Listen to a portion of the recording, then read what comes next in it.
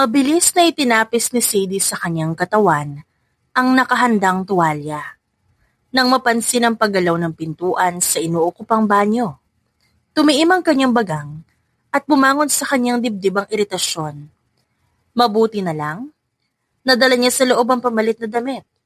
Sinuot niya muna yon bago nagpipigil na binuksan ang pinto. Nanlaki ang mata niya nang makita ang lalaking nasa labas. Pero kalaunan, umukit sa labi nito ang malaking ngisi.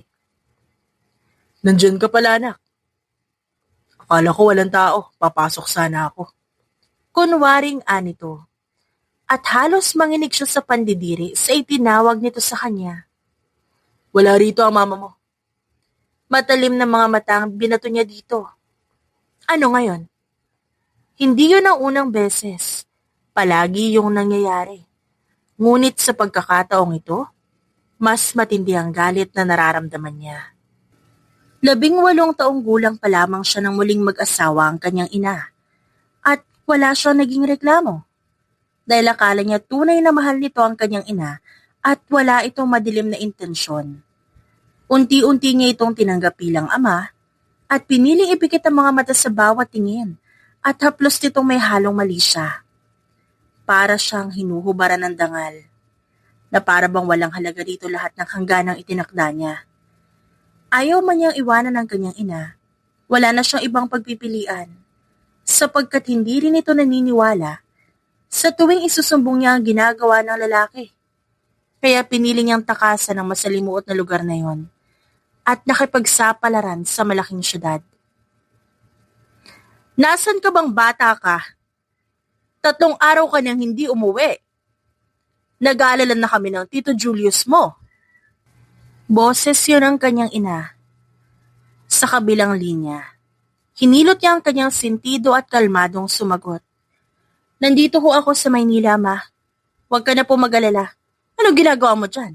Ang layo-layo ng Maynila tapos mag-isa ka pa. Pupuntahan ka namin dyan, Sadie. Hindi po ako nag-iisa rito. May kasama po ako. Baka kasi hindi niyo na ako payagang mag-asawa kaya nakipagtanan na lang po ako sa mayaman kong boyfriend. Kinagat niya ang labi at hindi na masyadong inisip ang kasinungalingang lumabas sa bibig. Kasalukuyan siyang nasa labas ng isang malaking kumpanya. Bago siya lumipad patungong Maynila, nag-research muna siya sa internet ng mga kumpanyang tumatanggap ng empleyado at agad na nagpasa ng kanyang resume. At ngayon nga, naroon na siya upang simula ng unang araw niya sa trabaho.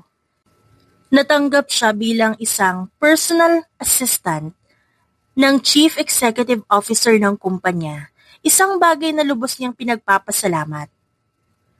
Sapagkat bilang personal assistant, may kasamang libreng tirahan sa bahay ng CEO ang kanyang posisyon. Napasulyap siya sa pumaradang Rolls Royce. Lumabas doon na nakasuot na binata. Hindi niya malaman kung dapat ba niya itong lapitan at batiin o mauuna na sa opisina nito at hintayin nito doon. Sa huli, hinayaan niyang mauna ang binata.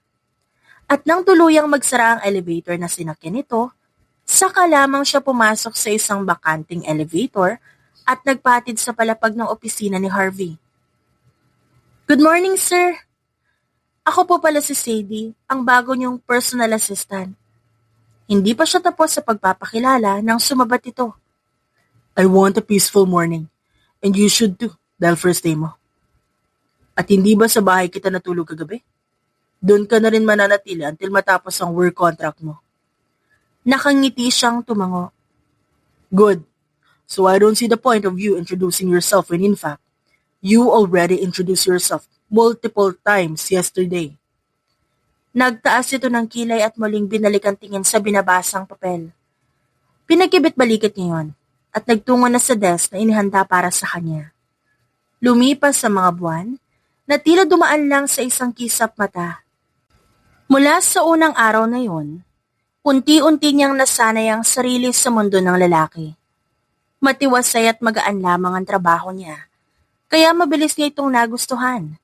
Hindi rin ganon kasama ang ugali ng amo.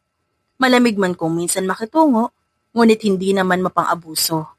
Sa katunayan halos wala nga itong pakialam sa kanya. Dahilan, upang maging komportable siyang makasama ito sa iisang bubong. Anong gagawin mo ngayon? Tanong nito pagkatapos nilang magsabay sa agahan. Maglilinis lang po ako, sir. Tapos siguro mamamasyal, ganun. Walang kasiguraduhang wika niya. Araw ng pahinga ngayon ng binata kaya ganun din siya. Ngunit sa halip na magpahinga, gusto niya maglinis ng bahay. Tumango naman ito. Maiwan na kita dito. Babawi ako ng tulog.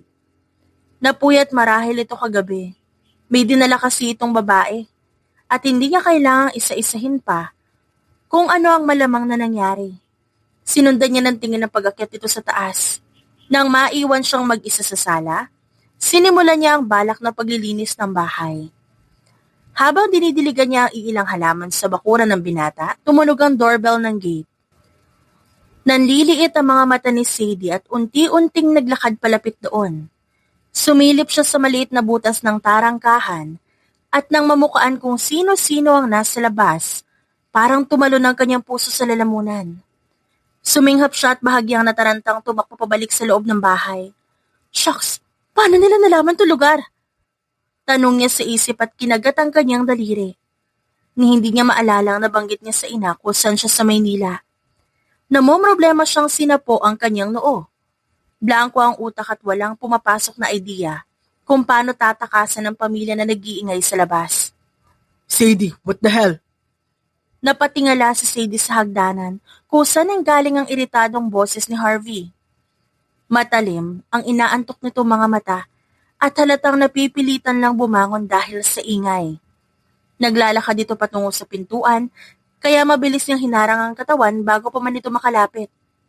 May tao sa labas. Oo, may tao nga. Di mo ba naririnig? Lumunok siya. Malamang naririnig ko. Kala mo sa akin bingi? Sabi niya sa isip. Subalit hindi niya yun nais sa tinig at kinalma ang sarili. Ang totoo niyan, nabanggit niya sa ina ang tungkol sa pag-aasawa ng mayaman. Siguro naman hindi magtatagal ng isang araw ang mga ito at agad ding aalis kapag napatunayang totoo ang sinabi niya noon. Sinalubong niya ang tingin ng amo at may naisip. Ano kasi, pamilya ko yung nasa labas. Muli siyang lumunok. Pamilya mo pala, ba't di mo pinapapasok? Nagtangka ito ulit na hawakan ng siradura. Kaya isinandal niya ang kanyang likuran doon. Akala kasi nila may asawa akong mayaman. Nag-init ang magkabila niyang pisngi. Bago pa siya tuluyang makayuko, upang itago ang pamumula, nahuli niya pa ang pag-angat ng isang kilay ni Harvey. And? Kapag nalaman nila nagsinungaling ako, baka pauwiin nila ako sa amin. Ayoko umuwi doon, no? Hindi nagsalita ang binata, kaya mas lalo siyang kinabahan para sa susunod niyang sasabihin. Inisip niyang mabuti kung anong pwede niyang ipusta para lang mapapayag ito sa gusto niya. Kinagat niya pang ibabang labi. Nilunok niya lahat ng hiya sa katawan pati ang pride. Pwede ka bang magpanggap na asawa ko, sir? Nanatili sa sahig ang kanyang tingin at lalong nag-apoy ang mukha niya. Biglang umalingaw-ngaw ang halakhak ni Harvey. Para bang nakarinig ito ng biro na bentang-benta para dito. At anong benepisyong makukuha ko kapag pumayag ako? Tanong nito at natatawa pa rin. Handa ba siyang ibigay ang kanyang first time sa lalaking to kapalit ng pagpapanggap? Ngunit mas mahalaga ba ang kanyang pagkabirhen kesa sa sarili niyang buhay? Lalo na kung pipilitin siyang umuwi ng kanyang mga magulang at muling tumira sa iisang bubong kasama ang kasuklam-suklam niyang amain? Sa pag-iisip niya, napagtanto niyang mas pipiliin pa niyang ialay ang sarili sa kanyang amo. Kahit papano, isang mayaman ang mauuna. Sa 22 taon na iningatan niyang pagkababae. At saka, hindi lang basta mayaman, gwapo pa, at may maayos na pangangatawan. Yun man lang ang konsolasyon. Kapag nakumbinsi natin ang pamilya ko, I'll spend the night with you. Virgin ako. Tinapangan niya ang sarili upang salubungin ang mata ng lalaki. Nakangisi itong yumuko upang abutin ang kanyang tenga at bumulong. Deal. Hindi mawari ni Harvey kung anong nangyari sa kanyang conservative na assistant. Ngunit pinatulan niya pa rin ang offer ni Sadie dahil nais niyang subukan kung hanggang saan ang lakas ng loob nito. Nauna siyang maglakad palabas ng gate at sa kanyang likuran nakasunod na ang dalaga. Naghihintay sa labas ang naiinip niyang pamilya at nang makita sila agad, lumiwanag ang mukha ng mga ito. Sinulya pa niya ang dalaga nang magmano ito sa ina at inignora ang ama. Kumunot ang kanyang noo pero hindi siya nagtanong. Nang tumayo ng tuwid ang dalaga sa kanyang tabi, walang pasubali niyang pinadaustos ang braso sa bewang nito. Ngumisi siya ng manigas ang katawan nito dahil sa kanyang ginawa. Asawa ko po pala si Harvey. Sabay na lumipad sa kanya ang nakangiting mata ng ginang at ang masamang tingin ng asawa nito. Totoo ba, anak? Abay, napaka-pogi naman pala na napangasawa mo. Sinundot nito ang tagiliran ng anak. Naintindihan ko na kung ba't ka nakipagtanan. Nagtaas siya ng kilay at nanunuyang hinuli ang tingin ng nakangiwing si Sadie. Tinanggap niya ang kamay ng biyanan na babae. Nang maglahad ito, pati na ang magaspang na palad ng lalaki. Inaya niya ang mga itong pumasok habang nananatiling nakahawak kay Sadie. Hindi ka nabanggit ni Sadie sa amin bago siya umalis. Abay, nagulat na lang ako nung sabihin niya sa akin na may nobyo siya at nagtatanan daw kayo. Hindi naman yan ligawin sa lugar namin. Kwento ng ginang nang makarating sila sa sala. Nag-alala kami ng tito niya, kaya nag-ipon kami ng pera para hanapin siya dito sa Maynila. Magkatabi sila ng dalaga na nakaupo sa malambot na sofa at sa kanilang harapan ay ang mag-asawa. Napansin niya ang kakaibang titig ng lalaki kay Sadie kaya nagsalubong ang kanyang kilay. Sinulyapan niya si Sadie. Nakarehistro sa mukha nito ang iritasyon at parang hindi ito komportable sa kinauupuan. Nawala na sa isip ni Harvey ang walang tigil na pagkukwento ng biyanang babae at nagtatakang pinanood ang reaksyon ng dalaga. Are you okay? Pabulong na tanong niya dito. Suminghap ito at maliit siyang initian bago nag-iwas ng tingin. Nabanggit niya rin sa akin na mayaman ang nobyo niya, kaya lalo ako nagduda na baka palusot niya lang yun. Pahayag ng ina ng babae, dahilan para malipat ang atensyon niya rito. Nakangiti ito at ang dalawang kamay ay magkadikit na tila nagdadasal. Bahay niyo ba ito, iho? Tumango naman siya. Yes, ma'am. Naku, mama na lang. Total mag-asawa naman kayo. Siya ang stepfather ni Sadie. Pwede mo siyang tawaging tito o papa. Depende sa'yo kung saan ka komportable. Bahagya niyang ginantihan ng malaking ngiti ng ginang. Hindi maalis sa sistema ni Harvey ang pagtataka sa katahimikan ni Sadie, ni hindi ito umiimik at hindi makatingin ng diretso sa kaharap na amain. Biglang tumayo si Harvey kaya napatingala si Sadie at sinundan ito ng tingin. Nagpaalam itong aalis dahil may kukunin daw sa kusina. Bahagya siyang nataranta. Ayaw niyang maiwan kasama ang dalawa kaya tumayo na rin siya para sumunod sa binata. Napatingin si Harvey sa kanya nang makarating sila sa kusina. Iniwan mo sila doon? Ayaw mo ba sila makausap? Umiling siya at nagsali ng tubig sa baso. Hindi siya komportable sa tingin na ibinibigay sa kanya ng kanyang amain. Pakiramdam niya ang sikip ng paligid at nahihirapan siyang habulin ng sariling hininga. 5 buwan na ang lumipas simula nang umalis siya at nakipagsapalaran dito sa Maynila.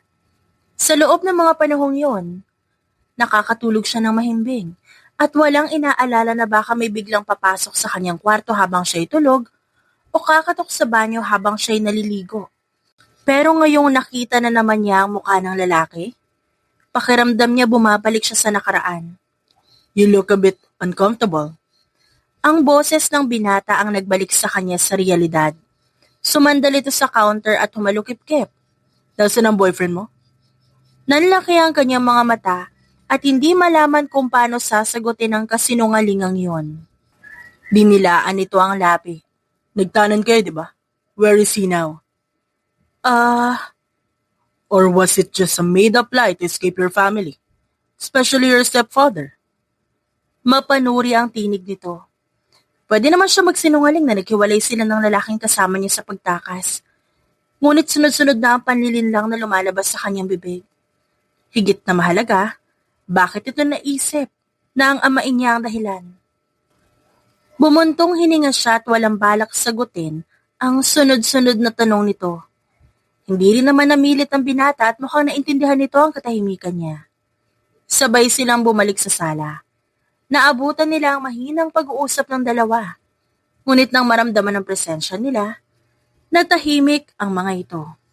Maano oras kayo alis? Tanong niya kalaunan.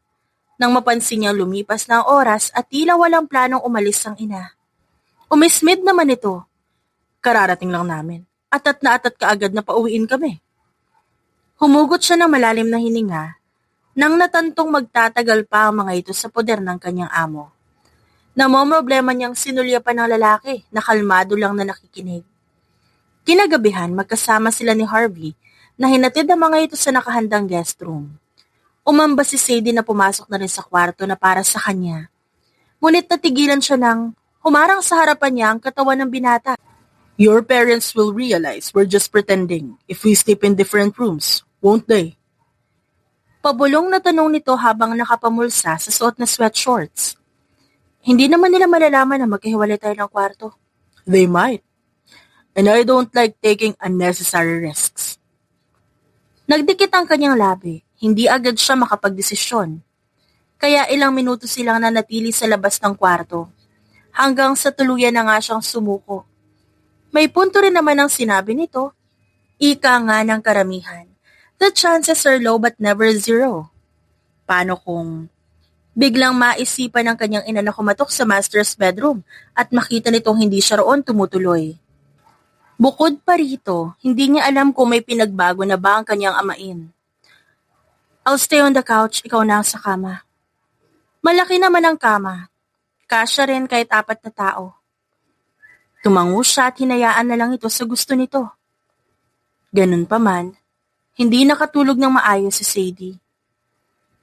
Bumabalot sa isip niya ang kaisipang nasa iisang silid sila ng lalaki. Marahil, dito rin ito dinadala ang mga babae.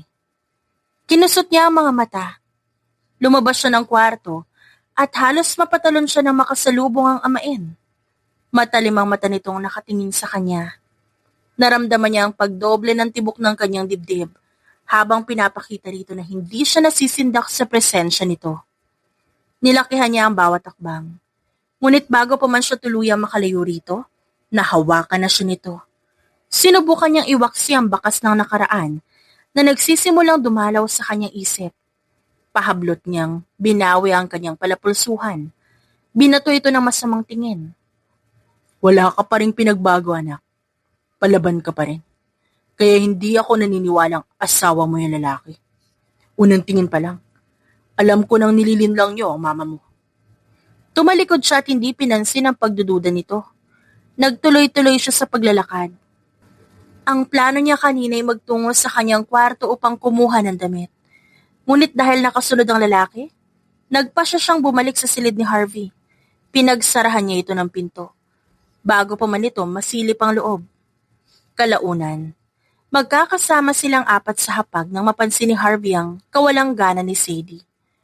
Uminom siya ng tubig habang nanatiling nakatingin dito. Sinulyapan niya rin ang pagkain nito na halos hindi nagagalaw. Kumpara nung silang dalawa, ang lakas itong kumain, kaya't naninibago siya ngayon. Tumikim siya upang kunin ang atensyon ng dalaga. At nang bumaling ito sa kanya, inginuso niya ang pinggan sa harap nito. You don't like the food? Kuryoso niyang tanong. Suminghap ito at umiling bago nagsimulang sumubo. Ano ang plano ninyong mag-asawa? Wala pa ba kayong planong bumuo ng pamilya? Sabay silang naubo ni Sadie sa tanong nito. Tinanggap niya ang tissue na inabot ng dalaga sa kanya at pinunasan ng ilong dahil lumabas pa yata ang iniinom niyang tubig doon. Mama, ano ba naman yan? O bakit? Gusto ko lang namang malaman kung anong plano niyong dalawa. Kasi syempre, magbe-23 ka na. Tamang edad na yan para magkaanak. Kailan pa ba kayo bubuo? Kapag uugod-ugod na kayo. Umirap si Sadie. Bumukas ang labi nito. Pero bago pa man ito makapagsalita, nauna nang sumabat ang kanyang amain. Hindi nila masasagot ang tanong mo. Dahil una sa lahat, hindi naman sila tunay na mag-asawa. Tama ba ako, Sadie? Hindi na nakita ni Harvey ang reaksyon nito. Nilingon niya ang lalaki at nahuli ang mayabang nitong tingin. Tila kampante ito sa hinala. Gumalaw ang kanyang pangas sa pagpipigil. Pagkatapos kumain, naghahanda na silang tumulak paalis. Nakasunod sa likuran nila ang mag-asawa. Hindi matahimik ang isipan ni Harvey kaya marahan niyang hinawakan ang kamay ng babae. Dahilan para mapahinto ito. Hinawakan niya ang batok nito bago yumuko at dinampian ng mag-aang halik sa labi.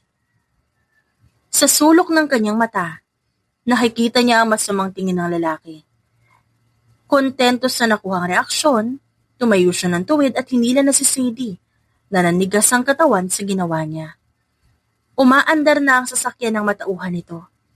Ba't mo ginawa yon? I had to prove your stepfather that whatever doubt he has about our relationships are wrong. Itinukod niya ang kaliwang sikos sa bintana ng sasakyan, habang ang isang kamay nakahawak sa manibela. Pero wala naman yung sa usapan natin na hahalikan mo ko sa harap ni Mama. What? Our role requires intimacy para mas makumbinsi natin sila, Sadie. And it was just a smack on the lips. Not a big deal kumpara sa offer mo sa akin. Saglit niya itong sinipat at lihim na napangisi nang hindi makatakas sa kanyang paningin ang pamumula ng pisngi nito. Hanggang sa makarating sila sa opisina, hindi makatingin ng diretso sa kanya ang dalaga at natutuwa siyang panoorin ang pag-iwas nito. Excuse me, sir. 10 minutes na lang po at magsisimula na ang board meeting. Paalala nito bagaman hindi pa rin siya tinitingnan. Binitawan ni Harvey ang binabasang papeles at sumandal sa swivel chair. May iba pa ba akong schedule pagkatapos ng board? Dali-dali nitong tiningnan ang dalang tablet. May binasa ito roon at maya-maya pa, kumunot ang noon nito. At 12 o'clock may kikitain po kayong bagong business partner sa isang hotel. Tell the secretary to cancel all my meetings for today and reserve a table for two at a fine dining restaurant. Tumayo na siya para pumunta ng conference room. Sa buong panahon na yon, habang may nagsasalita sa harap, walang ibang laman ng isip ni Harvey kundi ang pinaplano niyang lunch date para sa kanila ni Sadie. Naiinip na siya sa bagal ng oras.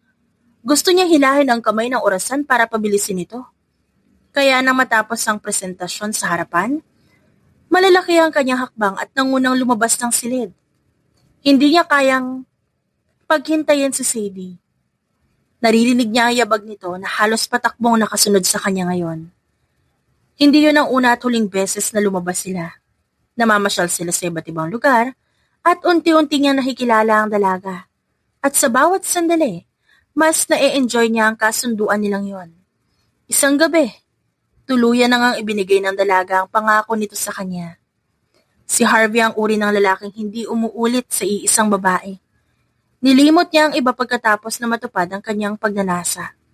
Pero para sa kanya, iba si Sadie sa mga babaeng yon.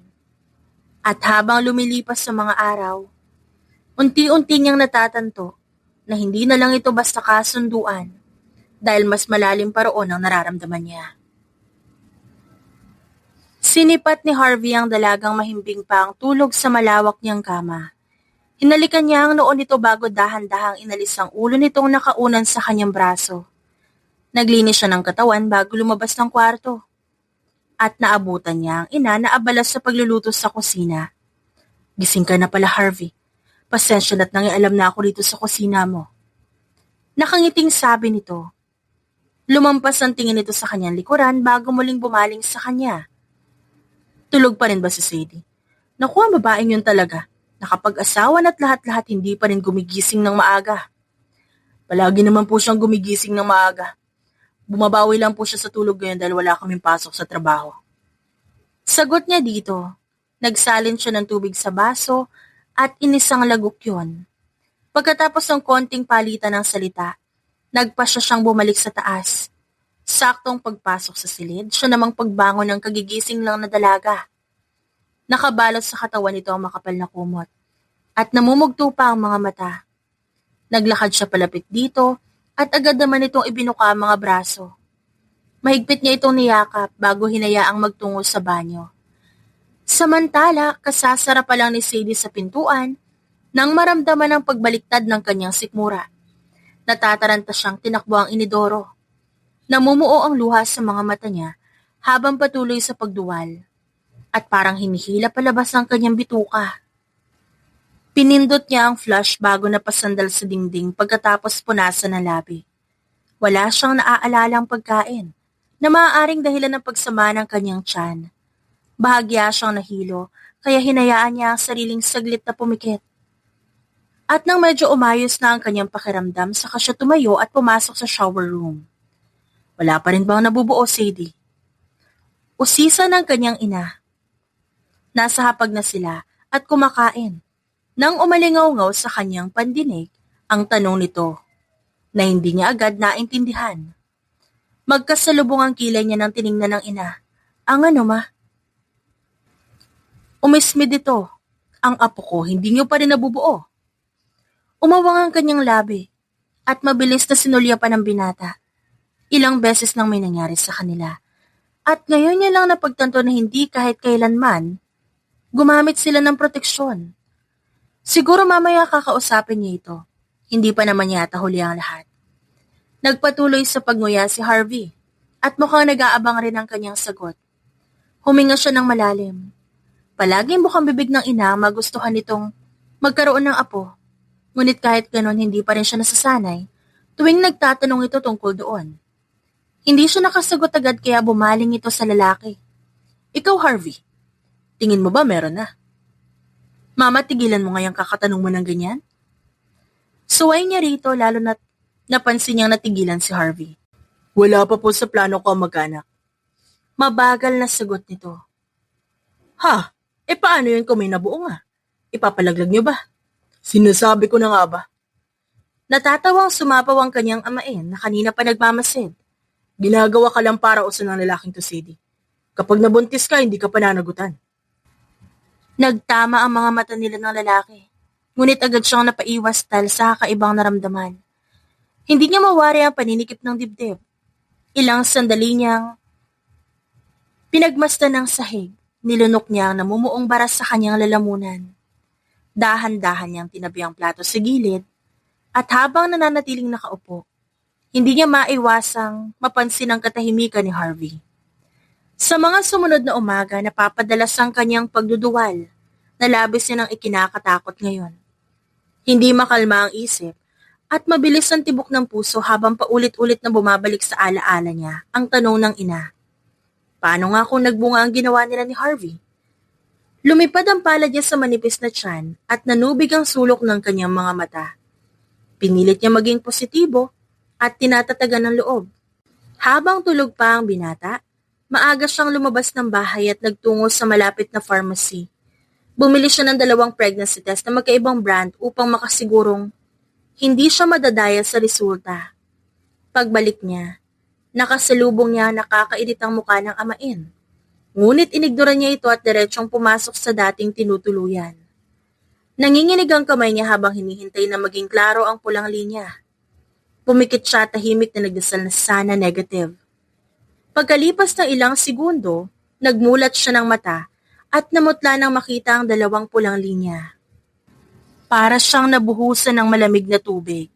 Namamanhid siya dahilan kaya nabitawan niya ang hawak na piti at nagdulot yun ng ingay ng tumamas sa lababo. Hindi ito kasama sa napagkasunduan nila. Wala sa plano ng binata ang mag-aanak at baka ipalaglag nito ang dinadala niya kung sakaling malaman ito. Hindi rin naman ito bahagi ng plano niya. Ngunit hindi niya masikmurang isipin na sapilit na nitong aalisin sa kanya. Pinunasan niya ang luhang hindi niya namalayang lumandas sa kanyang pisngi. Nagsimula sila sa pagpapanggap ngunit sa pagdaan ng panahon. Nahulog ang loob niya at wala siyang dahilan para hindi tanggapin ang naging bunga nito.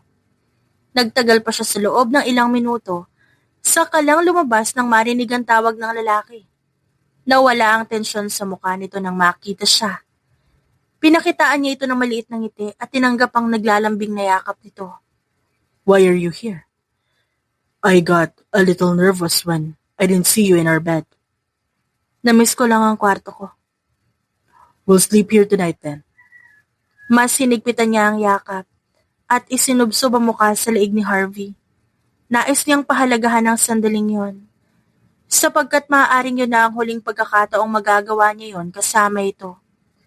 Sa parehong araw din na yon ang biyahe ng kanyang ina at ng asawa nito pabalik sa probinsya. At hanggang dito na marahil ang pagpapanggap nila. Tinigil ni Harvey ang ginagawa sa kanyang computer nang mapansin ang pananahimik ni Sadie. Wala siyang maalalang nagawang kasalanan na maaaring maging dahilan ng bigla nitong panlalamig. Nilapitan niya ito at sumandal sa mesa. Nang magkunwari itong abala sa ginagawa, umangat ang kanyang kilay. You've been called to me since your mom left. Hindi pa rin sumagot si Sadie. Sa halip, bahagya itong umiwas ng tingin. At doon siya mas nainis kesa nabahala. Kilala niya ang kilos na yon. Yun ay itsura ng isang taong may tinatago. Hinawakan niya ang baba nito at marahang inangat. Nagtagpo ang mga mata nila. Kita niya ang pagtiim ng labi nito at ang bahagyang panginginig ng pilikmata. Mga senyales na hindi niya pinalalampas kahit kailan. Something's bothering you? And it's not just because your mom left. Wala, pagod lang siguro ako. Hindi siya kumbinsido pero tumango pa rin siya habang patuloy itong sinusuri. Sa kabilang banda, abala ang utak ni Sadie sa paraan para layuan ang lalaki. Malabo pa rin kung anong uri ng relasyon meron sila. Maraming suliranin ang pumapagitna sa kanyang isipan at unti-unti na siyang napapagod. May bahagi sa kanya na gustong manatili sa piling nito at ipaalam ang kondisyon niya. Ngunit sa kabilang panig, mas nais niyang umalis at panatilihing lihim ang dinadala niya. May meeting si Harvey sa conference room at ginamit ni Sadie ang pagkakataong yun para magtungo sa HR. Bit-bit ang folder kung saan nakalagay ang kanyang resignation letter. Ginawa niya yun kagabi habang mahimbing ang tulog ng lalaki. At ngayon, bumuo siya ng matatag na desisyon na ipasa ito kahit alam niyang maaaring malaman ito ni Harvey sa huli. Tapos na rin niyang i-empake ang mga gamit. Nagmamadali siyang umalis para kunin yung sa bahay ng binata. Saka pumara ng taxi at nagpahatid sa isang squatter area. Kampante siyang hindi siya masusundan doon kung may balak man itong hanapin siya. 7 buwan ang lumipas. Naninikip ang kanyang dibdib sa tuwing bumabalik sa alaala ang mga sandaling kasama niya si Harvey. Ngayon, nakatira siya sa isang maliit na inuupahang bahay sa Taguig at kasalukuyang nagdadala ng 7 buwang sanggol sa kanyang sinapupunan. Bukod pa rito, nagtatrabaho siya bilang receptionist sa isang hotel, kahit na siya'y buntis, upang matustusan ang pang-araw-araw na pangangailangan. At madagdagan pa ang nilalaang pera para sa kanyang panganganak. Mas maliit ang sahod kumpara sa dating trabaho pero ayos na rin. Maaga siyang dumating at nag-check ng reservations habang pinipilit niyang itago ang bahagyang paglaki ng tiyan sa ilalim ng maluwag na blouse. Tuwing tatayo siya para kumuha ng folder o maglakad sa lobby, nararamdaman niya ang bigat ng tiyan at ang pagod na dahan-dahang bumabalot sa kanyang katawan. Good morning po, sir. Your reservation for tonight is confirmed. Malumanay niyang sabi habang inaabot ang resibo. Thank you. By the way, ano oras ng checkout? 11 po, sir. Pero kung gusto niyo, pwedeng mag-request ng late for checkout sa front desk. Paliwanag niya at maliit na ngumiti sa kabila ng nararamdamang bigat sa kanyang likod at pananakit ng kanyang binti. Habang nagtatype ng bagong booking, bumungad sa tapat niyang front desk manager. Sadie, kumusta ka na? Kailangan mo ba ng tulong sa mga guest ngayon? Okay lang po, kaya ko pa, manager. Sa araw ding yon, wala nang mapaglagyan ng pag-aalala si Harvey. Nang pagbalik niya sa opisina, hindi niya mahagilap si Sadie. Wala ito sa desk, wala sa conference room, kung saan inaasahan niyang sasalubungin siya matapos ang meeting. Paulit-ulit niyang tinawagan ang numero nito. Ngunit bawat ring nauuwi lamang sa katahimikan. Nung hindi siya makatiis, bumaba siya ng lobby at nilapitan na nakaantabay na gwardya. May nakita ba kayong babae na lumabas kanina? Mahaba ang buhok, naka-beige na blouse. Opo, sir. Mga bandang tanghali po, nagmamadali siyang umalis, may dala pong folder. Lalong kumunot ang noon ni Harvey. Folder? Bumalik siya sa opisina na mas mabigat ang dibdib. At eksakto ring nag-vibrate ang phone niya at natanggap niyang mensahe mula sa HR. Napatigil siya sa paglalakad. Parang may malamig na tubig na bumuhos sa kanya. Muling binasa ang mensahe. Umaasang mali ang pagkakaintindi niya. Ngunit malinaw ang bawat salita. Resignation. Mahinang bulong niya at halos di makapaniwala. Agad niyang tinawagan ng HR. Ba't yung tinanggap? Mariin niyang tanong pagkarinig pa lang ng kabilang linya. Alam niyo ba kung sino ang personal assistant na yan? Sir, formal letter po at immediate ang request. May personal reasons daw po siya. Legally we can't block. Nasaan siya ngayon? Napahigpit ang kapit niya sa telepono. Umalis na po siya ng building, sir. Pinutol niya ang tawag nang hindi na nagsalita. Saglit siyang napasandal sa dingding ng opisina at mariing pinikit ang mga mata. Galit, gulat at panghihinayang. Lahat nagsisiksikan sa kanyang puso. Inisang lagok ni Harvey ang laman ng baso ng alak. Hinayaan niya itong dumaan sa kanyang lalamunan na parang sinusunog ang kanyang dibdib. Hindi man ito napawi ang galit at pagkabigo. Kahit sandali, napatahimik nito ang magulo niyang isip. Mariin niyang binaba ang baso sa mesa at napabuntong hininga. Halos 1 taon na ang nakalipas. Ngunit sa kanya'y parang kahapon lang siya iniwan ni Sadie. Sa bawat sulok ng kanyang bahay at opisina, palagi pa rin niyang nararamdaman ang presensya nito. Isang pangungulilang ayaw kumupas. Halos naging multo na lamang ni Harvey ang dating sarili. Dumadaloy ang mga araw na parang iisang mahabang umaga at walang sigla. May mga sandaling nahuhuli niya ang sariling napapalingon sa pinto ng opisina. Umaasang may papasok na babaeng may dalang folder at seryosong ekspresyon sa muka. Ngunit palaging wala. Nanatili ang mesa ni Sadie sa dating ayos. Hindi ginalaw ni numan. Ilang beses niyang naisip na ipalipat ang bagong personal assistant doon. Ngunit sa tuwing binubuksan niya ang bibig para magutos, parang may pumipigil sa kanya. Para bang kapag may umupo roon, tuluyan niya nang aaminin na wala na si Sadie, na hindi na ito babalik. Sa mga gabing tahimik ang bahay, mas malinaw ang kawalan. Ang espasyong dati pinupuno ng mahihinang yabag at banayad na presensya nito, ngayon binabalot na ng katahimikan. Hindi siya sanay sa ganitong pakiramdam. At higit sa lahat, hindi siya sanay sa ideyang may isang taong umalis nang hindi niya napigilan. Sa kabilang dako ng lungsod, nagising si Sadie sa kakaibang kirot sa puson. Akala niya'y panandali ang sakit lang. Dahan-dahan siyang bumangon at naupo sa gilid ng kama. Hinahaplos ang tiyan. Ngunit ilang minuto pa ang lumipas, muling bumalik ang sakit at mas madiin ito kaysa sa una. Napasinghap siya at napahawak sa kumot. Hindi ito katulad ng mga naunang kirot na naramdaman niya nito mga nakaraang linggo. Tumayo siya at dahan-dahang naglakad papuntang banyo. Nang makita niya ang sarili sa salamin, bahagya siyang namutla. May pawis sa noo kahit malamig ang hangin. Sige, kaya natin to. Bulong niya sa sarili. Pilit tinatatagan ng loob. Hindi pa man siya nakakalayo sa pintuan nang muling sumumpong ang sakit. Tinapa niya ang cellphone sa bulsa. Mabilis na tinawagan ng numerong matagal niyang inihanda, pero umaasang hindi agad kakailanganin. Mabilis namang sumagot ang landlady. Hello ate, pasensya na pero parang manganganak na ako. Sa biyahe papunta ospital mahigpit niyang yakap ang tiyan. Sa bawat pag-uga niyang sasakyan, napapapikit siya at pinipigilan ng ungol. Walang kamay na hahawak sa kanya. Walang boses ang magpapalakas ng loob, kundi ang sariling tibok ng puso at mahinang galaw sa kanyang sinapupunan. Sa delivery room, pawis na pawis siya. Nanginginig ang mga kamay habang hinahanda siya ng mga nurse. First baby? Oo. Walang kasama. Kaya ko po. Hanggang sa mapuno ang silid ng malalakas na iyak. Hindi niya napigilan ang tahimik na pagbuhos ng kanyang emosyon. Inilapag sa kanyang dibdib ang maliit at mainit na katawan ng munting sanggol na matagal niyang iningatan. Idinikit ni Sadie ang labi sa ulo nito. Tahimik na nagpapasalamat. Marahan niyang hinaplos ang pisngi at nanginginig ang kanyang labi habang napapangiti sa gitna ng pag-iyak.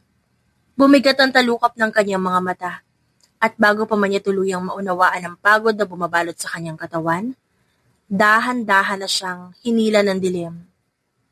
Nagising siya sa amoy ng antiseptic at sa mahinang tunog ng makina sa tabi ng kama.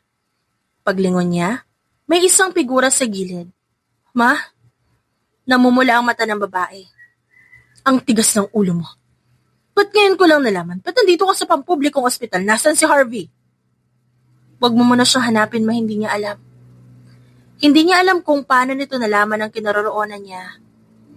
Sa ngayon wala siyang lakas para magtanong. Saka na lang siguro kapag nakauwi na siya. Nang sa wakas pinayagan na silang makauwi, ang landlady niya pa rin sa Ate Jean ang sumundo sa kanila. Pagdating sa bahay, doon ito pinaliwanag kung paano nito nakontak ang kanyang ina. Nung bumalik ako rito para kunin ang iba pang gamit ni baby, nakita ko yung maliit mong notebook. May mga numero doon. Nakita ko ang pangalan ng mama mo kaya tinawagan ko na lang. Pareho nga kaming nagulat kasi hindi niya raw alam na buntis ka. Talagang wala akong kaalam-alam. Giit ng kanyang ina. Nung huli ko silang tinanong mag-asawa kung may nabuo, sabi niya wala pa raw. Kaya lalo ako nagulat kung ba't wala rito ang asawa niya. Ang yaman-yaman nun. Matapos sabihin yon, marahan itong inilapag ang mahimbing na natutulog na sanggol sa crib. Napangiwi siya sa himig ng boses nitong puno ng pagmamayabang. Ngayon iniisip niya kung anong magiging reaksyon ng ina kapag binunyag niya ang katotohanan. May asawa ka, Sadie? Meron! Mabilis na sagot ng kanyang ina bago pa man makapagsalita. CEO pa nga. May litrato kami rito, gusto mo makita? Nanlaki ang mga mata ni Ate Jean nang makita ang larawan. Ay, ang gwapo pala ng asawa mo. Napailing na lamang si Sadie at hindi na pinabulaanan ng mga sinabi nito. Hindi ko pa yung nakikitang bumisita rito. Lumipas ang panahon, laking pasasalamat ni Sadie sa presensya ng kanyang ina. Dahil dito, laging mas magaan para sa kanya ang responsibilidad bilang isang single mother. Nalaman din niya na hiniwalayan nito ang kanyang amain. Kaya mas lalo siyang nakaramdam ng ginhawa at tuwa. Labis din ito nagulat at nabahala ng malaman ng tungkol sa tunay na relasyon nila ng dating amo. At simula noon, hindi na ito muling nagtanong tungkol sa binata at hindi na rin siya pinipilit na bumalik sa poder nito. Nagkasundo sila ng kanyang ina na kapag 5 buwan na ang kanyang anak, babalik siya ng trabaho. Ito na rin na mag-aalaga sa apo habang wala siya. Sadie, ako na riyan. Gumaya ka na at baka mahuli ka pa sa trabaho mo. Wika ng kanyang ina na makita siyang abalang pinapalitan ng diaper ng anak. Umiling si Sadie at tinapos muna ang ginagawa. Marahan niyang pinunasan ng bata at maingat na isinuot ang bagong diaper dito. Bago ito buhatin at sandaling hinagkan saka ipinasa sa ina. Pumasok siya sa kwarto upang mag-ayos. Habang nagsusuklay sa harap ng salamin, saglit siyang natigilan. Parang kahapon lang nasa ospital siya at nanginginig sa sakit. Ngayon babalik na naman siya sa trabaho na may iniwang buhay na umaasa sa kanya. Nagpaalam siya sa kanyang ina bago tuluyang lumabas ng bahay. Pagdating sa hotel na kanyang pinagtatrabahuhan, saglit silang nagkamustahan ng kapwa-empleyado at ng manager. Welcome back, Sadie. Bungad ng front desk manager habang sinusuri siya mula ulo hanggang paa. Mukha ka namang okay pero wag kang magpilit kung mapagod ka, ha? Opo, ma'am. Salamat po. Magalang niyang sagot. Isinuot niya ang nameplate at inayos ang blazer bago pumesto sa likod ng front desk. Sa kabilang banda, pansamantalang itinigil ni Harvey ang pagpirma ng ilang dokumento nang magpakita sa screen ng kanyang cellphone, ang numero ng isang manager. Noong nakaraang buwan, matapos ang ilang buwang paghahanap, natuntun din niya ang bagong pinagtatrabahuhan ni Sadie. Siya mismo ang humarap sa manager ngunit nakalive ang babae noon. Kaya't nakiusap siyang ipaalam sa kanya kapag muling pumasok ito. Kaya ngayon, habang dumadaloy ang mga salita ng tumatawag sa kabilang linya, parang may apoy na sumiklab sa kanyang dibdib. Halos mabingis siya sa mabilis na tibok ng puso. Mahigpit niyang hinawakan ng telepono. Wari baka madulas yun sa kanyang palad. Bumalik na siya. Yun, ang tanging salitang umuukit sa kanyang isipan.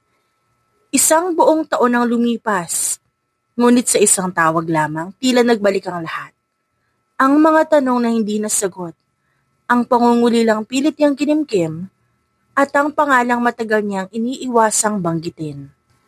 Salamat. Maikli niyang tugon bago tuluyang binaba ang tawag. Nanatili siyang nakaupo, nakatitig sa mesa, habang ang mga dokumentong kanina'y mahalaga ay tila nawala ng saysay. Hindi na siya nag-aksaya ng oras at mabilis na lumabas ng opisina. Isang oras ang inabot ng biyahe bago siya makarating sa basement ng hotel. Saglit siyang nanatili sa loob ng sasakyan. Nakatulala bago tuluyang nagpa siyang pumasok sa lobby. Hindi nagtagal na tagpuan ng kanyang mga mata ang babae na abala sa kaharap na computer. Parang may kamay na humawak sa kanyang dibdib nang masilayan ang pagod nitong muka. Kahit na paminsan-minsan, ngumingiti ito. Binasa niya ang kanyang labi at huminga ng malalim bago dahan-dahang naglakad palapit sa counter. I'd like to check in, please. Sambit niya at pilit pinipigilan ng mabilis na tibok ng puso. Good afternoon, sir. Sure, may I have your ID po? Kumunoto noon ni Harvey. Hindi man lang tumingala si Sadie. Hindi siya tiningnan. Tila abala talaga sa screen at walang idea na siya'y narito. Tumikim siya sandali bago dahan-dahang hinugot sa wallet ang ID at kalmadong inilagay sa counter. Inabot yun ang babae at maya-maya pa, nahuli niya ang biglaang pamumutla nito. Gulantang ito napaangat ng tingin, pagkatapos mabasa ng buo ang pangalan niya sa ID. Mabilis niyang sinupil ang pagkurba ng ngisi sa labi. Sinalubong niya ang mga mata nito. Ngunit agad din siya nag-iwas sa nakitang pagkabahala doon. You're all set for check-in, sir. Enjoy your stay. Sa nanginginig na kamay, nilagay nito sa harapan niya ang keycard. Gusto niya itong kausapin at humingi ng sagot kung ba't bigla itong umalis noon. Pero dahil sa nakarehistrong takot sa mukha nito, pinigilan niya ang sarili. Tinanggap niya ang susi at nagtungo na sa elevator na maghahatid sa kanya sa tamang palapag. Siguro maghihintay muna siya ng ilang araw bago ito muli makausap. Wala naman siyang planong manatili sa hotel. Ngunit dahil sa kagustuhang muling masilayan ng babae, natagpuan niya ang sariling pabalik-balik na nag-check-in doon, kahit wala naman siyang ginagawa sa binabayarang kwarto. Nang malapit na ang oras ng pag-uwi ng babae, inihanda niya ang sasakyan. Hinintay niyang makasakay si Sadie sa taxi bago niya pinaandar ang kotse at sinundan ito. Kalaunan huminto siya sa hindi kalayuan at tiniyak na hindi siya nito mapapansin habang bumababa ang babae at kumakatok sa isang maliit na bahay. Yun ang pinagkakaabalahan niya sa buong linggo. Halos sa hotel na siya tumitira at palihim na sinusundan ng babae pa uwi, na para bang isa siyang obsessed stalker. Kuryoso kung sinong kasama ng babae sa bahay na yun. Naisip niyang kumatok doon habang naka-duty si Sadie. Nagulat siya na makita ang babaeng nagbukas ng pintuan. Karga-karga nito sa braso ang isang sanggol na dumedede. Nagsalubong ang kanyang kilay at hindi magawang iiwas ang tingin doon. Harvey. Namamangha na banggit ito sa pangalan niya. Para itong nakakita ng multo. Tila hindi malaman kung tatakbo sa kwarto o pipilitin ang sarili na itago ang sanggol sa bisig. Samantala bahagyang hinahabol ni Harvey ang sariling hininga. Ramdam ang bigat sa dibdib at ang di may paliwanag na tensyon na kumakapit sa kanya. Anong ginagawa mo rito? Wala rito si Sadie. Gusto mo bang tumuloy sa loob? Hindi siya nagdalawang isip na pumasok nang umalis ito mula sa pagkakaharang at tahimik na umupo sa upuan na gawa sa kawayan. Ramdam niya ang bigat ng mga sandali nang biglang pumalahaw ng iyakang kargang sanggol ng babae. Teka lang. Kumibot ang labi ni Harvey. Gusto niya magtanong kung kaninong anak yon. Kay Sadie ba yon? Siya ba ang ama? Maraming nangyari sa kanila bago ito umalis. O nakahanap ba agad ito ng lalaki at ito ang bunga? Samantala tinapos ni Sadie ang kanyang shift sa araw na yon. Habang inaayos ang mga papeles sa counter at tinatanggal ang pangalan niya sa duty log, ramdam niya ang kakaibang bigat sa dibdib. Hindi niya mawari kung kababa ito o simpleng pagod, pero kahit pa, nang maglakad siya palabas ng lobby, hindi pa rin nawala ang kanyang pakiramdam na yon. Sa biyahe pa uwi hindi siya mapalagay. Tahimik lang siya sa taxi, hawak ang maliit niyang bag sa kandungan. pero palagi napapatingin sa oras at sa paligid. Para bang bawat segundo, mas matagal kaysa sa normal. Ang bawat pag-ugay ng sasakyan nagdudulot ng kakaibang tensyon sa kanyang puso. Halos gusto niyang sabihan ng driver na bilisan, pero alam niyang hindi yon makakatulong sa nararamdaman niya. Palagi niya nakikita si Harvey sa hotel, pero sa araw na yon hindi niya naramdaman ang presensya nito. Bumuga siya ng hangin at pilit inalis yun sa isip. Baka nagsawa na ito. Sa totoo lang, matagal na rin siya nagtataka sa madalas sa pag-check-in ni Harvey. Hindi na niya kailangan dagdagan pa ng kung ano-anong haka-haka ang hindi nito paglitaw sa araw na yon. Malay ba niya kung mamaya, kapag wala na siya sa reception sa ito darating. Kaya sa halip na magpakain sa mga isipin, pinili niyang ituon ang pansin sa sarili. Sa pagod na bumabalot sa kanya at sa kaba na hindi niya maipaliwanag. Bago pa man siya tuluyang makalapit sa pintuan ng bahay, bumukas na ito. Nandoon ang kanyang ina, maputla ang muka, halatang hindi mapalagay. Ma, may nangyari ba? Hindi agad sumagot ang ina. Sa halip saglit itong lumingon sa loob. May bisita ka. Mahina at alanganing tugon nito. Kumunot ang noo niya at di maibaliwanag ang pagkabigla. Sino naman? Nasa si baby? Tanong niya sa ina habang pilit iniisip kung sino ang maaaring bibisita sa kanila. Wala naman siyang naalala na karapat-dapat na dumating sa bahay. Maliban na lang kay Ate Jean, na dati nang nagpupunta upang tulungan siya. Ngunit ngayon, tila wala siyang nakikitang kaakibat na dahilan para bumisita ang sinuman. Mula sa pwesto niya, narinig niya ang mumunting tawa ng anak. Parang may mainit na kamay ang humaplos sa kanyang damdamin. Pero agad din siya napabalik sa ulirat nang marinig ang mga salitang lumabas sa bibig ng ina. Ang asawa mo, ang dating boss mo, si Harvey. Sabi nito. Parang tumigil ang oras sa paligid niya. Napigil niya ang hininga at lamig sa narinig. Para siyang nabagsakan ng mabigat na piraso ng yelo at natupok na ng apoy na kanina lang humahaplos sa kanyang dibdib. Maniwala ka sa akin, anak. Hindi ko talaga alam na siya yung kumakatok dito kaninang tanghali. Nagulat na ako nung makita ko siya. Nahiya naman ako na hindi papasukin. Tinanong ko pa siya kanina kung hindi pa siya uuwi at ang sagot niya hihintayin ka raw niya. Natatarantang sambit nito. Halatang nag-aalala at nahihirapang magpaliwanag. Si baby ma, nasa loob karga ni Harvey. Mabilis siyang pumasok. Nakitang naroon nga si Harvey na pinapatawa ang sanggol. Humugot siya ng malalim na hininga upang alisin ang namumuong bara sa lalamunan. Nang mapansin ng lalaki ang kanyang presensya, tumuwid ito sa pagkakaupo. Bumaba ang mata ni Sadie sa anak na nakangiting nakatingala kay Harvey. Umaalon ang kanyang dibdib sa habol ng hininga. Binawi niya ang anak at walang imik na naglakad papunta ng kwarto. Nilapag niya ito sa crib at binigyan ng pacifier. Pagkatapos nilingon niya ang ina na sumunod sa kanya rito sa loob. Sadie, kumalma ka muna. Huwag kang mag-alala, hindi naman siya nagtanong kung kaninong anak si Savvy. Hindi nga nagtanong. Pero paano kung may idea na siya? Sinadya niyang hinaan ang boses sa takot na marinig ng lalaki na hindi niya alam kung nasa sala pa rin ba. Imposible. Hindi niya naman kamukha ang bata. Napahilot siya sa sentido sa tinura ng ina. Dapat kasi ma, hindi mo siya pinapasok. Ang bastos mo naman. Naging mabuti naman siguro si Harvey sa'yo noon. Ba't ba ganyan ka? Angil nito. Isa pa wala namang sinabi na bawal siyang papasukin dito. Di sana hinayaan ko siya maghintay sa labas hanggang sa makauwi ka. Hindi ko naman kasi alam na mapapadpad siya dito. Giit niya. Ayaw magpatalo sa sariling ina. Mas lalo na ako. Bumuntong hininga siyang muli. Kung iisipin tama naman ang kanyang ina na naging mabuti sa kanya ang lalaki noon. Pero paano siya nakakasigurong hindi ito nagbago sa paglipas ng panahon? Masaya na siya ngayon. Meron siyang savvy at hindi niya pinagsisihan ang pag-alis noon dahil ginawa niya yon upang protektahan ang sariling dugo at laman. Wala na rin sa buhay ng ina ang taong dahilan kung ba't siya napadpad dito sa malaking syudad ng Maynila. Kaya wala na siya ibang mahihiling pa. Pero ngayon, meron na. Sana ituluyan nang mawala si Harvey. Sana, kung may idea na ito, matakot ito sa nag-aabang na responsibilidad. Tulad noon, sana ayaw pa rin itong magkaanak. Ano, kakausapin mo ba? Ilang oras na naghintay sa'yo? Napabalik siya sa ulirat. Sa pangatlong pagkakataon na pabuga ulit siya ng hangin. Pagod ako, ma. Aniya pagkatapos umiling, habang hinuhubad ang suot na blazer.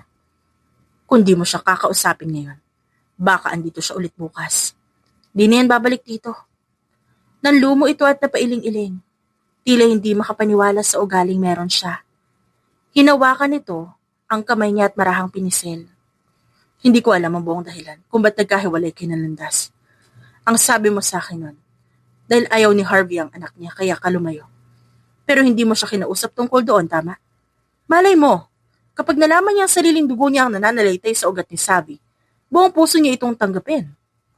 Paano kung hindi? Hindi niya kayang sikmurain na may taong hindi matatanggap ang anak niya. Masasagot lang yan kapag magkakaliwanagan kayo. Sige na, magbihis ka na. Lalabas ako para samahan si Harvey sa sala. Sumunod ka pagkatapos. Napaupo sa kama si Sadie at sinapo ang muka. Nakatulala sa sahig si Harvey nang marinig ang mga yabag. Tumuwid siya sa pagkakaupo dahil sa pag-aakalang si Sadie yon. Ngunit na makita ang ina ng babae, naglapat ang kanyang labi. Nagbibihis pa si Sadie. Tinanguan niya ito at idinikit ang likuran sa matigas sa sandalan ng upuan.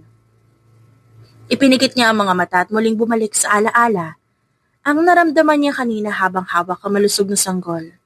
Sobrang gaanon sa kanyang bisig at kinakabahan siya na baka magkamali siya sa pagkarga. Wala ka pa bang asawa ngayon, Harvey? Nagulat siya sa tanong nito. Hindi niya alam kung para saan ang pang-uusisang yon. Nakita yata nito ang ekspresyon niya at ang pagkabigla niya, kaya agad nitong dinagdagan ng unang tanong. Naikwento sa kanya ni Sadie na, hindi talaga kayo mag-asawa kaya huwag ka mag-alala. Hindi naman yon ang inaalala niya. Bago pa siya makasagot, lumabas na ng silid si Sadie. Nakadamit pantulog na ito. Tumayo na ang ginang at ito ang pumasok sa kwarto upang samahan ng sanggol. Hindi makatingin sa kanya ng diretso ang babae. I'm sorry for intruding in your place without letting you know. Suminghap ito. Kakausapin lang kita. Dahil sinabi ni Mama. Umangat ang gilid ng labi niya, pero tumangutango siya para ipakita rito ang naiintindihan niya.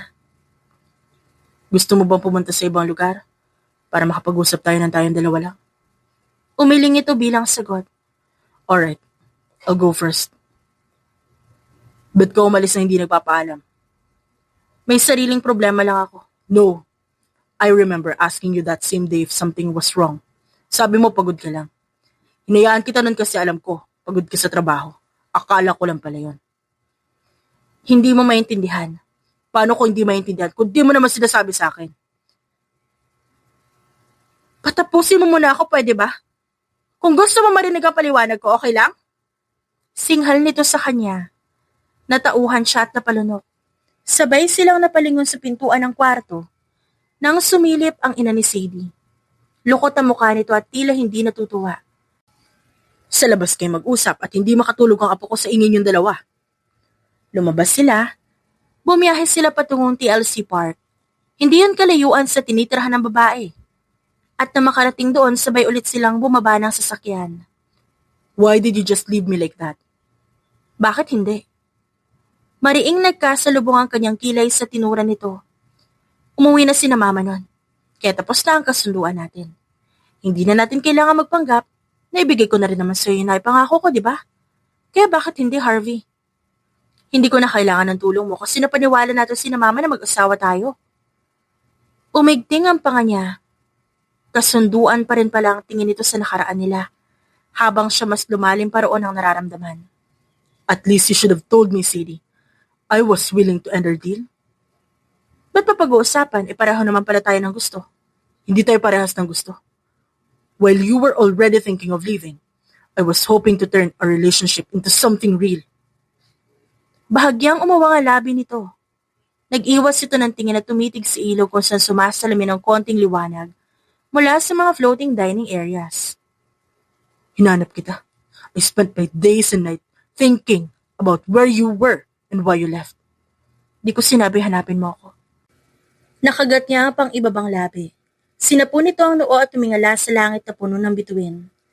Habang nasa taas ng tingin, pumasok sa isip niya ang tawa ng sanggol kanina. Lumunok siya at pinag-isipan mabuti kung may karapatan ba siyang magtanong kaugnay roon. Yung bata, kanino anak yun?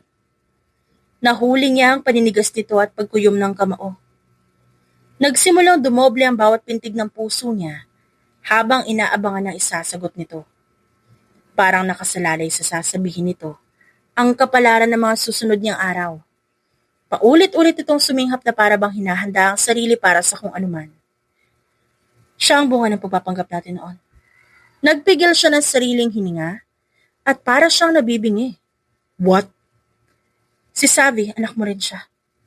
By now, she was 5 months old. Nag-init ang sulok ng kanyang mga mata. Nalaman kong buntis ako nun kaya ako umalis.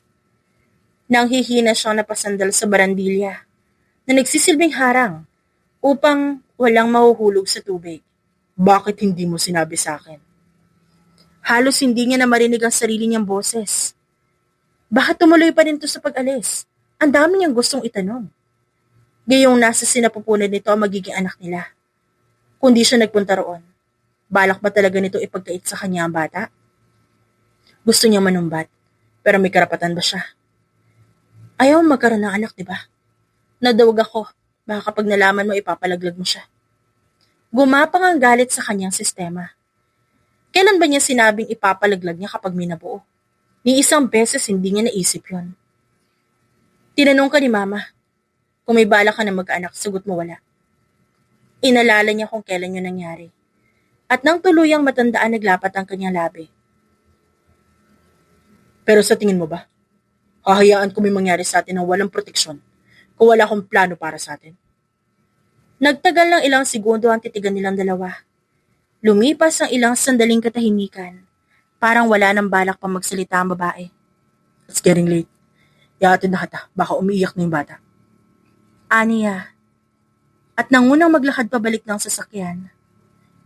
Tulalang nakatitig si Sadie sa siling ng kanyang kwarto. Kanina pa siya nakauwi. Umalis na rin agad si Harvey pagkatapos siya nitong ihatid. 4 na oras na lang babangon na naman siya upang maghanda para sa trabaho. Pero hindi pa siya nakakatulog kahit isang kurap. Bumabalik sa alaala niya ang napag-usapan nila ni Harvey at ang naluluhang mata nito pagkatapos niyang ipakilala ang anak. Ganun pa man, hindi niya maitatanggi ang bahagyang paggaan ng kanyang dibdib pagkatapos noon. Ipinatong niya ang braso sa mata. Pinilit ang sariling matulog. Hindi niya sigurado kung magpapakita pa ba bukas ang lalaki. Saglit pa lamang siyang nahihimbing nang biglang gumuhit sa katahimikan ng pagtunog ng kanyang alarm clock, kasabay ng maliit na iyak sa kanyang tabi. Nagkakape si Sadie nang biglang pumasok ang bulto ng lalaki. Seryoso ang mukha nito at nagtama ang tingin nila. Muntik niya nang maibuga ang laman ng bibig. Hindi niya inaasahan ang pagsulpot nito. Hindi ba ito natatakot sa posibleng responsibilidad na kaharapin bilang ama? Harvey, halika! Sumabay ka na sa amin mag-almusal. Anyaya ng kanyang ina. Kagagaling lang nito asikasuhin ng apong nasa crib. Lumipat ang tingin ni Harvey sa kuna at lumambot ang mga mata nito. Akala niya, lalapitan nito ang anak, kaya nabigla siya nang maglakad dito palapit sa mesa kung saan siya kumakain. Sinuri niya ang mga pagkain nakahain sa harap.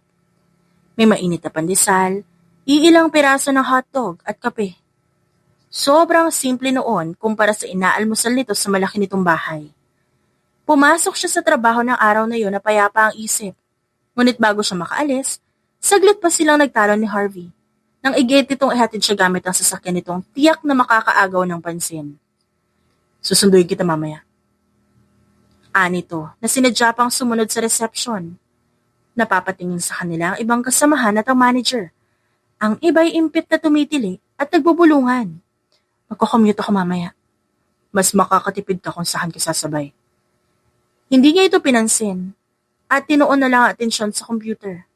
Napansin niyang may gustong lumapit sa counter pero dahil nakaharang ang katawan ni Harvey, nag-alangan ito. Mag-check-in ka ba? Kung hindi pa kiusap, umalis ka dyan. Magbigay ka ng daan.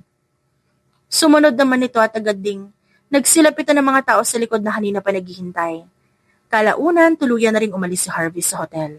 Mabilis na natapos ang araw. Ang kanyang mga kasamahan, sinubukan makiusisa kaugnay sa lalaki. Pero dahil sunod-sunod na dumating ang mga bisita, wala siyang panahon na makipagtsikahan sa mga ito. Tunay nga nang sumapit ang hapon, nahagip ng kanyang paningin na nakaparadang sasakyan ni Harvey. Samantala, inayos ni Harvey ang suot na polo at sinuri pa muna ang itsura sa salamin bago lumabas. Sumandal siya sa hood ng sasakyan at pinag-cross sa mga braso. Kagagaling niya lang kanina sa bahay ni Sadie at nagpresentang siya ang mag-aasikaso sa sanggol. Nakabantay rin naman sa kanya ang ina ng babae upang turuan siya sa dapat na gawin. Dahil doon, pakiramdam niya, isa na siyang ganap na mabuting ama kaya nandito siya ngayon at sinusundo ang asawa niya mula sa trabaho. Nang maglakad palapit sa kanya ang nakasimangot na si Sadie, nahuli niya ang tingin ng mga kasamahan nitong osisera. Lihim siyang napangisi. Pinagbuksan niya ito ng pinto at nang masigurong komportable na ito sa passenger seat, saka siya lumigid patungo sa driver's seat. Hindi ka man lang ba magtatanong kung anong ginawa ko sa buong araw? Narinig niya ang tunog ng pag-ismid nito pero hindi ito sumagot. I just thought you'd be curious about what the father of your child has been doing. But anyway, inasikaso ko ang anak natin. And don't worry, hindi siya nabalian kasi nagbantay si mama sa akin buong araw. Tapos na-realize ko rin ang pangalan niya. It's a combination of our names. How sweet. Ngumisi ang lalaki at dinilaan ang labi. Salamat ka, tulog ako nung nagtanong ang nurse ko ano ipapangalan sa sanggol. Kung gising lang ako kahit isang letra ng pangalan mo, hindi ko ididikit sa pangalan ng anak ko, no?